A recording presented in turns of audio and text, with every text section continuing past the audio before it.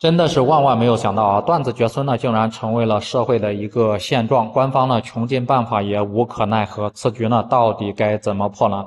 我们大家都知道啊，断子绝孙呢，在以往呢一直是一个非常恶毒的词语。如果说呢有人对你说这样的话，难免呢会双方大打出手啊。但是现在呢，断子绝孙真的成为了社会的一个主流和社会的一个现状。那么到底是怎么一回事呢？对幸福生活比较重视的朋友啊，可以先给视频点个关注，点个赞，我们接下来往下讲。不知道呢，大家有没有发现啊？就是在我们小的时候，或者是早些年，基本上每个月都会收到什么结婚的请柬，或者是满月酒的一个请柬。但是呢，现在大家再回想一下，我们一年到头吃过几次满月酒，有几个朋友的小孩到底是生孩子了？真的是发现身边是寥寥无几啊！现在的年轻人啊，不仅是不生孩子这个问题啊，而且越来越多的男男女女啊都不结婚了。大家有没有发现，城市里面的大龄剩女，包括那个男光棍是越来越多了啊？基本上都是30往上，你像35岁的是越来越多啊，包括大龄剩女的一个泛滥成灾，真的是越来越多的年轻人似乎就是活明白、活通透了。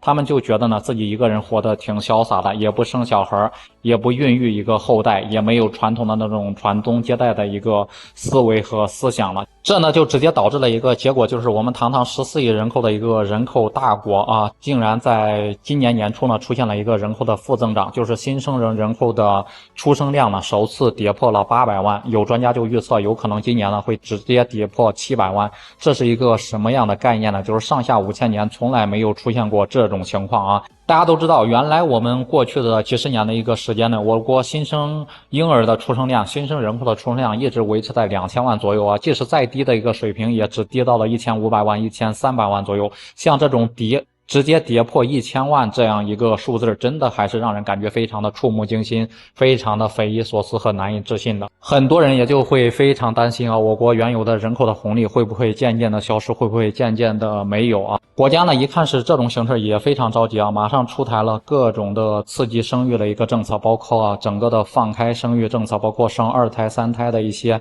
奖励政策，各种补贴、各种奖励啊。但是年轻人呢就是不买单，你越是鼓励生育，我越是叛逆，我越是就不生。你别说生2胎、3胎的，就是生个1胎我就不生了。有些人呢可能会说呢，不生孩子还不是因为没有钱，年轻人不敢生吗？多发点钱不就解决问题了？还有的人会说呢，现在结个婚，然后高房价，动不动就是要掏空6代人的钱包，结完婚之后呢，马上就会面临催生，生完小孩之后呢，马上就是一个高教育的一个支出，包括婴儿的奶粉钱，各种支出啊，真的是养个小孩呢，让一家人全部都头疼，年轻人怎么敢生呢？如果呢不解决这些问题，谁会去生小孩？谁愿意生小孩呢？